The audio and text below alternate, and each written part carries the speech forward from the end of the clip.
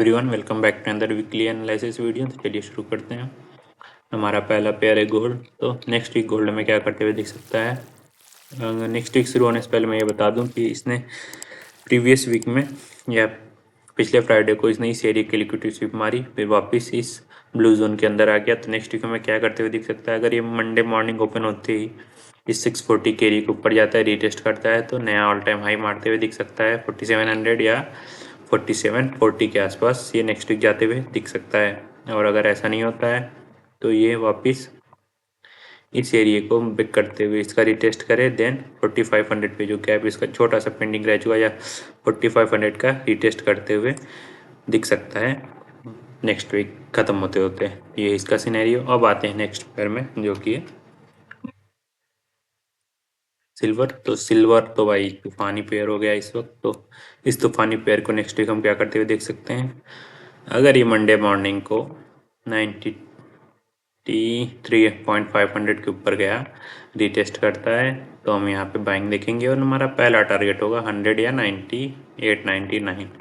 और ऐसा नहीं होता है तो ये हमें इस एरिए से थोड़ा नीचे आते हुए रिटेस्ट करके थोड़ा एक्यूमुलेशन दिखा सकता है आने वाले वीक्स में। और अगर इस लो को ब्रेक करता है तो हमें ये इस एरिया का रिटेस्ट करते हुए दिख सकता है। बस इसका लास्ट रिटेस्ट ये 75 के एरिया होगा। बहुत भारी प्रेशर आया इसमें तब। अब आते हैं नेक्स्ट पेयर में CHF-JPY।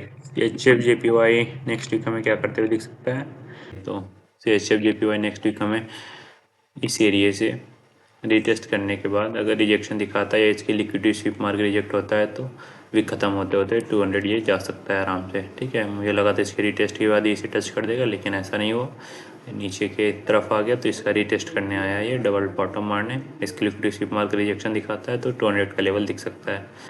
और थोड़ा अगर इधर से ही संभलता है तो हमें ये धीरे धीरे ऊपर जाते हुए दिख सकता है 200 के आसपास। ये इसका सिनेरियो। अब आते हैं नेक्स्ट पेयर में जो कि है हमारा GBP JPY। GBP JPY में नेक्स्ट वीक हम क्या देख सकते हैं, GBP JPY में नेक्स्ट वीक हम इसे इसी ऑल टाइम हाई एरिया का रीटेस्ट करते हुए देख सकते हैं। और रीटेस्ट बहुत चॉपी होगा, थोड़ा सा नीचे, मतलब ये ट्रेलिंग एसएल वाला काम नहीं होगा। अगर आप यहाँ बाई करें तो एसएल इस स्पेसिफिक इस मिड एरिया पे रखना या फिर इस स्विंग लो के नीचे थोड़ा बड़ा हो जाएगा, लेकिन इस मिड एरिया पे रखना। और ये बाइंग बहुत चौपी सी जाएगी, ऐसे ऐसे ऐसे, मतलब पैनिक बाइंग मत करना कि छूट गया मोमो। बराबर रिटेस्ट देते हुए ये इस एरिया को रिटेस्ट करेगा वीक खत्म होते होते। और अगर इसका रिटेस्ट करते हुए इसे इसने ब्रेक कर दिया तो 215-216 का एरिया भी दिख सकता है हमें। और अगर किसी फंडामेंटल रीज़न की वजह से ऐसा नहीं होता है तो इस एरिया में एक्यूमुलेशन दिखाने के बाद ये इसे ब्रेक करते हुए इस ब्रेकआउट स्ट्रक्चर का रिटेस्ट भी दिखा सकता है। ठीक है, तो ये है इसका सिनेरियो। अब आते हैं हम नेक्स्ट पेयर में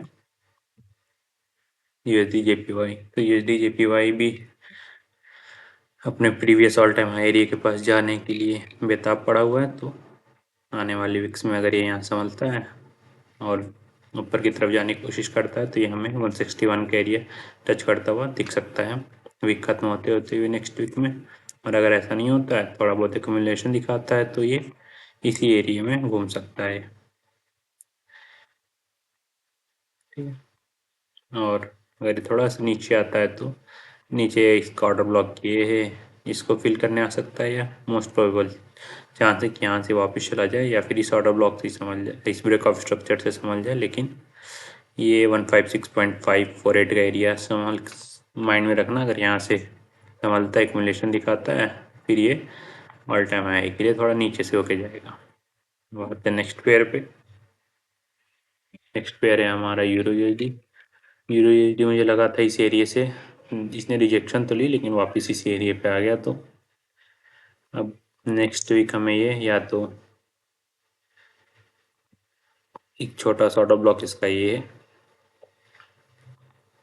ठीक है, इसे फिल होके वापस आता है, इसे फिल होके रिजेक्शन दिखाता है, तो ये रहा इसका अपकमिंग मोमेंट स्ट्रक्चर प्राइस का। तो ये वापस इस ग्रीन एरिया में जा सकता है हायर लोज बनाते हुए, और ऐसा नहीं होता है तो ये हमें इस एरिया का रिटेस्ट करते हुए भी दिख सकता है वीक खत्म होते होते। ठीक है, अगर ये इस ऑर्डर ब्लॉक से नहीं संभलाना तो इस एरिया से ही ये संभलेगा, फिर यहाँ से धीरे धीरे ऊपर की तरफ अपना चालू करेगा।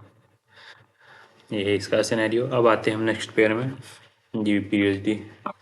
जीबीपी यूएसडी ने बहुत कोशिश की इस एरिया की तरफ जाने की, लेकिन ये अब इस एरिया में डबल बॉटम मारेगा, फिर रिजेक्ट होता है लिक्विडिटी स्वीप मार के, तो ये हमें 1.36500 के एरिया टच करते हुए दिख सकता है वीक खत्म होते होते। और अगर इस लो को ब्रेक कर दिया तो इस लो पे 1.32000 पे रिटेस्ट करते हुए दिख सकता है। तो आते हैं नेक्स्ट पेयर पे, जीबीपी ऑड।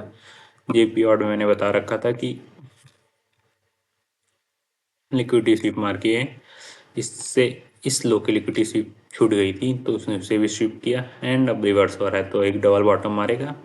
ठीक है, इस ये जो ऑर्डर ब्लॉक इसने बनाया, यहाँ पे एक बाइंग चेक करना, देन आराम से छोड़ देना, स्विंग ट्रेड हो सकती है एकदम परफेक्ट वाली, अगर कोई फंडामेंटल क्राइसिस ना आए इनके तो बहुत प्यारी ट्रेड होगी।